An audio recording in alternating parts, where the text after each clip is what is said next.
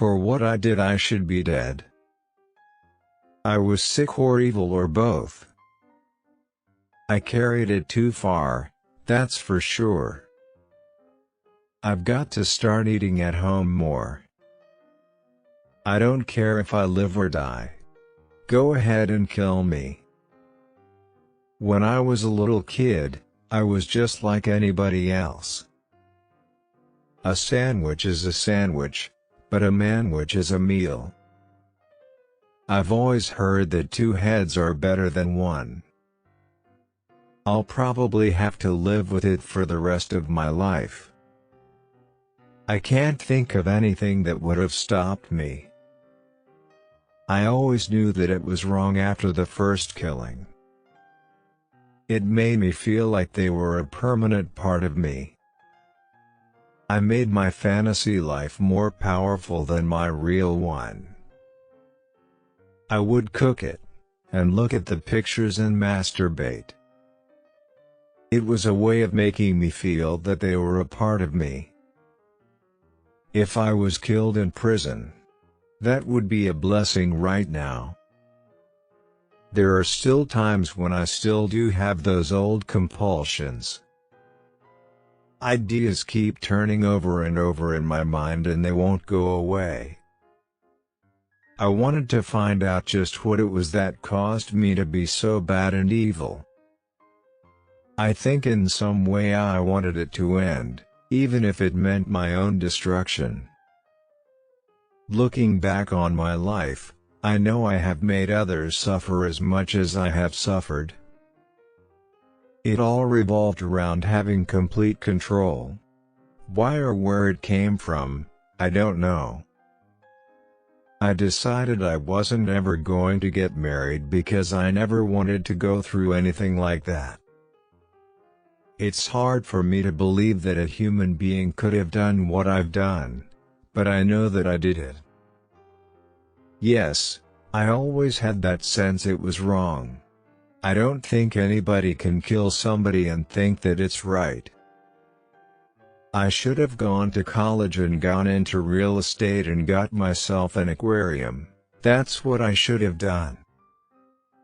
That is my ambition, to have killed more people, more helpless people than any man or woman who has ever lived. If it all happens naturalistically, what's the need for a god? Can't I set my own rules? Who owns me? I own myself. As the years went by, and the compulsion became stronger and the obsession more intense, it became the main focus of my life. It doesn't matter, Mom. I don't care if something happens to me. Jeffrey Dahmer, he said to his mother over the phone from jail, alluding to death. I ate someone with a tattoo once. The ink made the meat taste like sh. Eat garlic to avoid vampires, get a tattoo to avoid cannibals. I've always been a private person, who wouldn't like to open up and share anything with anyone. I'd like to keep my thoughts to myself. I had a box in my bedroom closet and it contained the mummified head and genitals of a young man I met in one of the bars down in Milwaukee. I wanted to keep something of the person with me. I kept the mummified head and skull of one of the victims in a carrying case in my locker at work. I always believed the theory of evolution as truth, that we all just came from the slime. When we died, you know, that was it. There is nothing. The person to blame is sitting right across from you. It's the only person. Not parents, not society, not pornography. I mean, those are just excuses. Yes, I do have remorse, but I'm not even sure myself whether it is as profound as it should be. I've always wondered myself why I don't feel more remorse. I tried to keep the person alive by inducing a zombie-like state by injecting first a dilute acid solution into their brain, or hot water, It never did completely work. That was the least satisfactory part. I didn't enjoy doing that.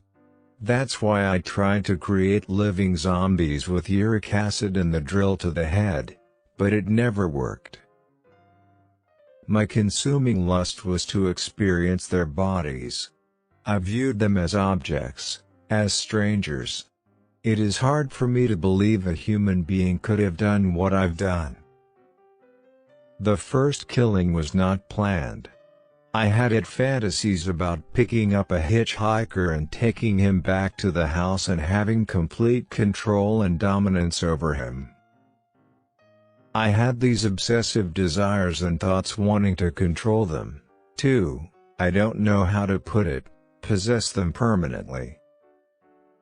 I don't even know if I have the capacity for normal emotions or not because I haven't cried for a long time. You just stifle them for so long that maybe you lose them. Partially at least. I don't know. The only motive that there ever was to completely control a person I found physically attractive. And keep them with me as long as possible, even if it meant just keeping a part of them. It's a process, it doesn't happen overnight. When you depersonalize another person and view them as just an object for pleasure and not a living breathing human being, it seems to make it easier to do things you shouldn't do. The first killing was not planned. I had fantasies about picking up a hitchhiker and taking him back to the house and having complete control and dominance over him. I had been having, for a couple of years before that, fantasies of meeting a good-looking hitchhiker and, dramatic pause, sexually enjoying him. I wanted to keep something of the person with me. I kept the mummified head and skull of one of the victims in a carrying case in my locker at work. I tried to keep the person alive by inducing a zombie-like state by injecting first a dilute acid solution into their brain, or hot water. It never did completely work. I had these obsessive desires and thoughts wanting to control them, victims, to I don't know how to put it, possess them permanently.